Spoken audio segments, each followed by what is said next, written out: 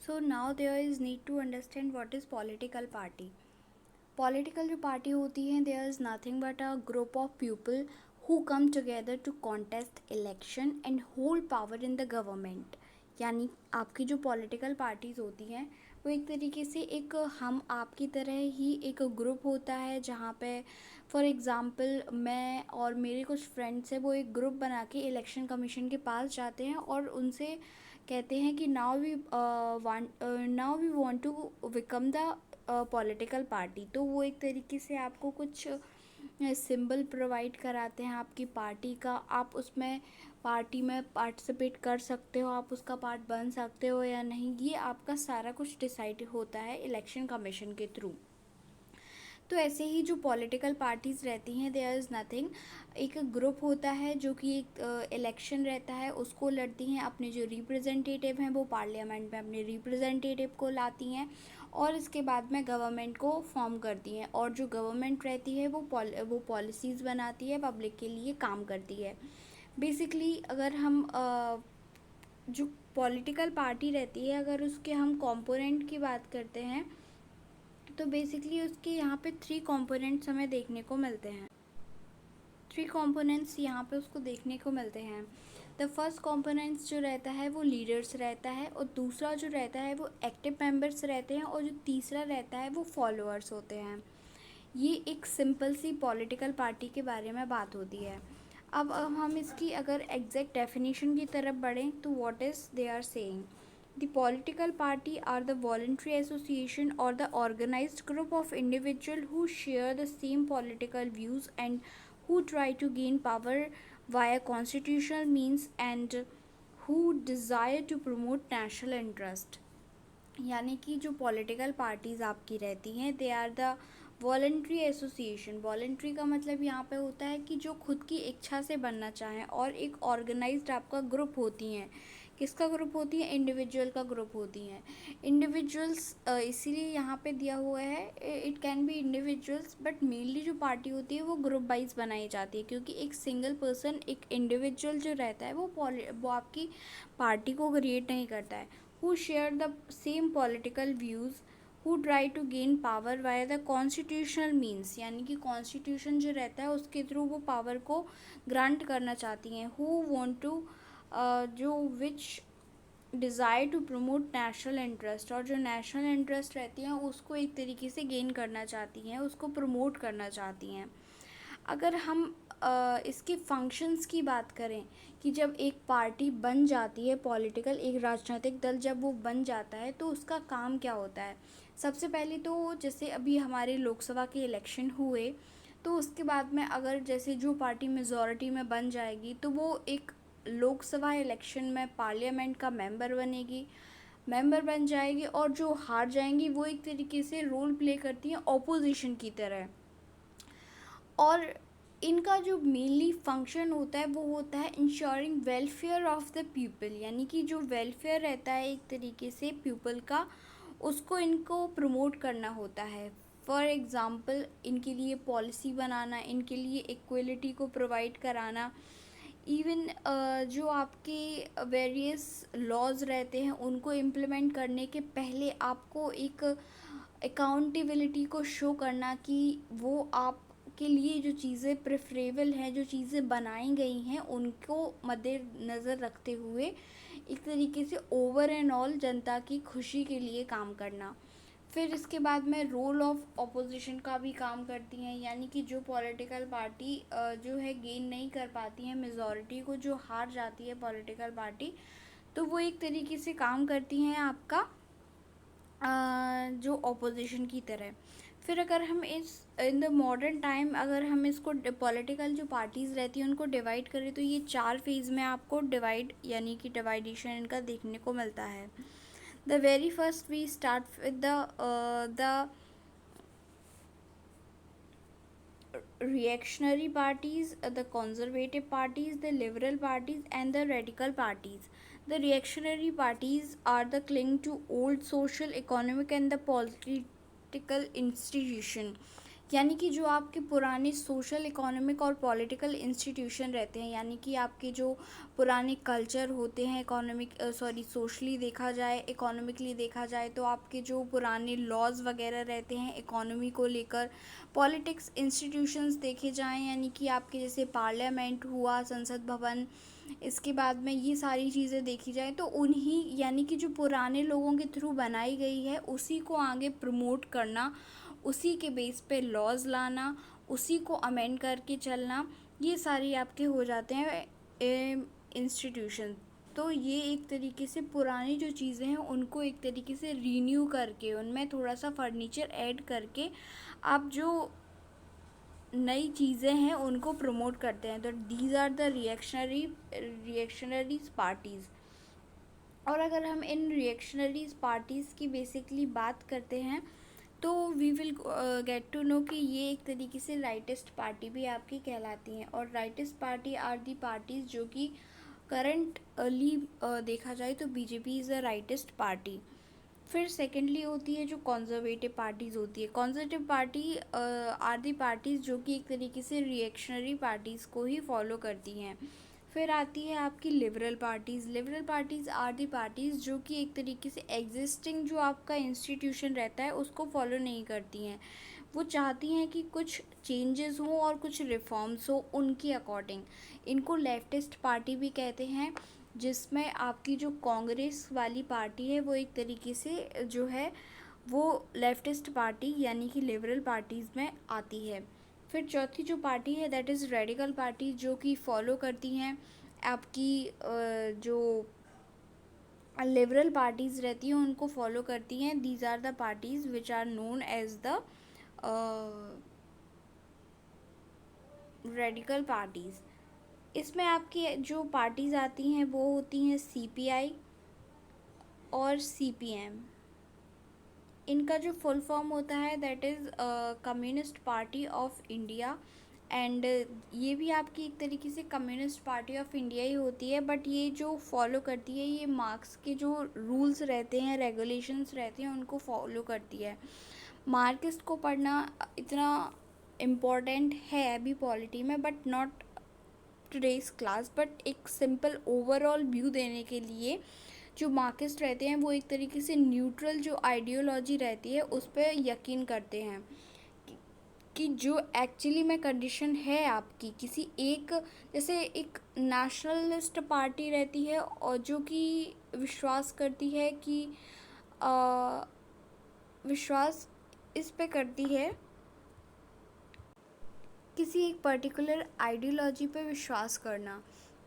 वहीं जो आपका दूसरी तरफ मतलब उसकी जो क्राइटेरियाज रहते हैं कि इज़ इट रियली रॉन्ग और राइट, तो इस फेस पे जो काम करती है वो आपकी मार्क्सिस्ट पार्टी काम करती है कि वो एक न्यूट्रल वे में काम करती है, किसी एक पर्टिकुलर जो रीज़न रहता है उसकी साइड नहीं लेती हैं, प्रॉपर उनका पूरा जजमेंटल लेती हैं कि ये सही है और गलत है, कितना फ़ायदा सही से है और कितना फ़ायदा गलत से है। तो ये एक तरीके से उस बेस पे काम करते हैं, ये आइडियोलॉजी उस बेस पे काम करती है, not the party.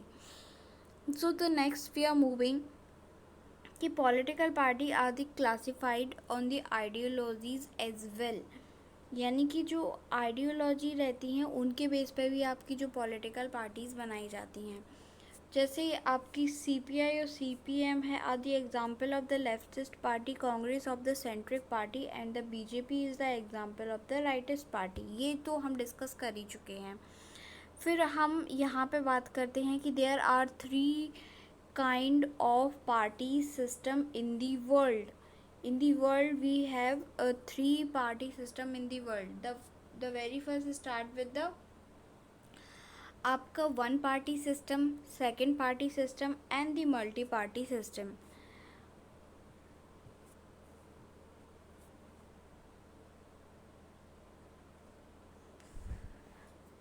The 1 party system is a system जहाँ पे आपको कोई ओपोजिशन देखने को नहीं मिलती है, there is present no opposition party. जैसे कि आपकी जो रशिया वाली है यूएसएसआर, वो एक तरीके से पार्टी है जहाँ पे आपका पूरी मेजॉरिटी जो रहती है वो सिर्फ एक सिंगल पार्टी की रहती है। फिर हम वहीं देखते हैं टू पार्टी सिस्टम, जहाँ पे दो पार्टी मेजर पार्टी जो रहती हैं एग्जिस्ट करती हैं। फॉर एग्जांपल यूनाइटेड स्टेट इसका एग्जांपल है। फिर मल्टी पार्टी जो सिस्टम रहता है वहाँ पे सिर्फ वहाँ पे बहुत सारी ऐसी पार्टीज़ रहती हैं जो एक तरीके से रनिंग में रहती हैं। जैसे हमारा इंडिया है जो मल्टी पार्टी सिस्टम का एक एग्जांपल शो करता है। यहाँ पे मेनली जो पार्टीज़ रहती है वो एक तरीके से कॉलिजन गवर्नमेंट पे फोकस करती हैं। जैसे इंडिया है, फ्रांस है, स्विट्ज़रलैंड है, example of the multiple parties. यानी कि यहाँ पे जो कॉलिजन्स बेसिकली वो एक तरीके से एरिया रहता है जहाँ पे जब एक सिंगल पार्टी को मेजॉरिटी नहीं मिलती है तो वो बहुत ही मतलब एक दो पार्टीज़ और रहती हैं जो अदर पार्टीज़ रहती हैं उनके साथ में एक तरीके से अलायंस बना लेती है, एक एग्रीमेंट को साइन कर लेती है कि हम और तुम मिलके इलेक्शन लड़ेंगे और जो जीतेगा वो जिसकी ज़्यादा मेजॉरिटी रहेगी वो एक तरीके से गवर्नमेंट बनाएगा और उसका जो कुछ पार्ट रहेगा उसमें हम आपको एक तरीके से मेंबरशिप प्रोवाइड करा देंगे। तो ये एक तरीके से सिस्टम रहता है मल्टी पार्टी का सिस्टम। अब characteristic of the party system in India, यानी कि इंडिया में किस तरीके से आपका सिस्टम चलता है।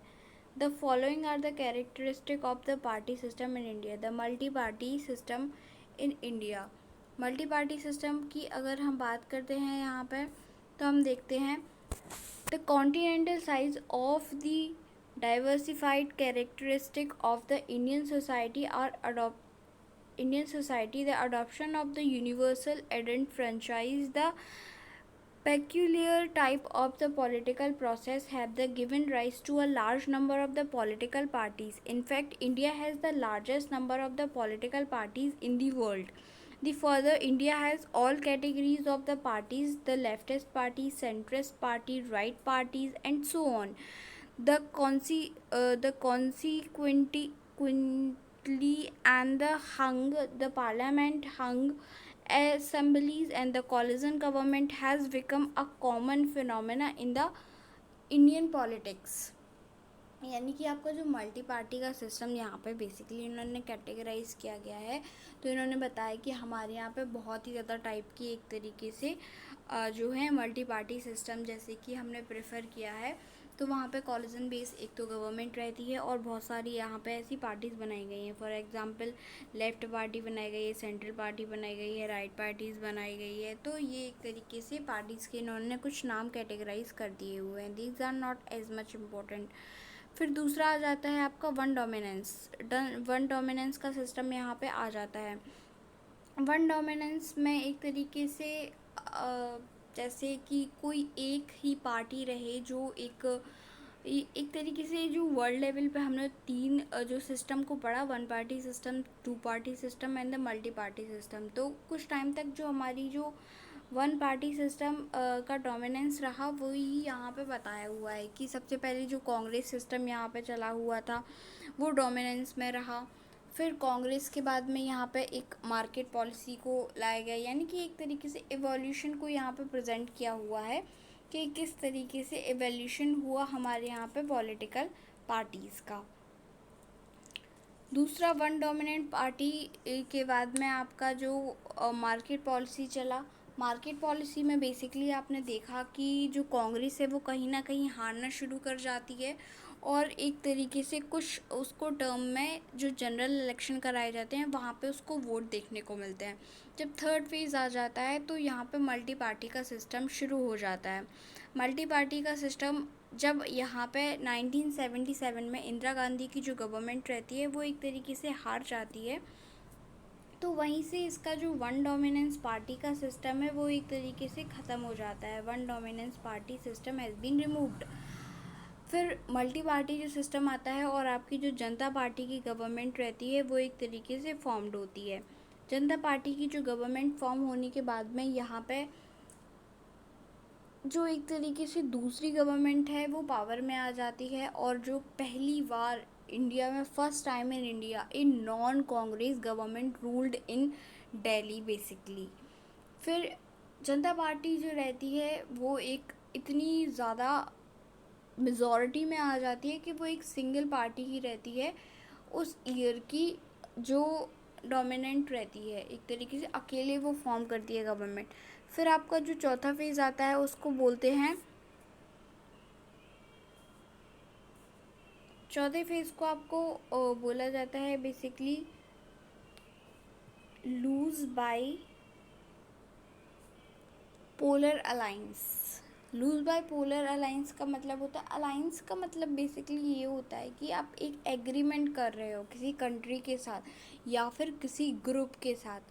तो यहाँ पे जो लूज बाय पोलर अलाइंस का मतलब है कि alliance of parties with different ideologies, यानी कि बहुत सारी ऐसी मतलब डिफरेंट आइडियोलॉजीज रहेंगे जिनके बेस पे आप एक एग्रीमेंट को साइन कर रहे हो कि आप इनके साथ में रह के काम करोगे। तो इसी को बोला जाता है बाईपोलर अलायंस। तो यहाँ पे से बाईपोलर अलायंस का सिस्टम शुरू हो जाता है, मेनली कोलिजन का सिस्टम शुरू हो जाता है। फिफ्थ फेज़ में 2014 से जो शुरू होता है वहाँ पे देखा जाता है कि जो सिंगल पार्टी मेजॉरिटी सिस्टम शुरू हो जाता है, यानी कि जो एनडीए का गवर्नमेंट रहती है, एनडीए की गवर्नमेंट में जो मेजॉरिटी पार्टी रहती है आपकी बीजेपी, उसकी एक तरीके से इतनी मेजॉरिटी आ जाती है कि एक सिंगल पार्टी ही 2019 से अभी तक रूल कर रही है और अभी 2024 के जनरल इलेक्शन कराए गए हैं। So thank you for the class. In the next class we will go with the other things which are will necessary, और अगर इससे रिलेटेड और कोई इशू होते हैं तो मैं इसका पार्ट 2 भी जल्दी ही अपलोड कर दूँगी। Thank you.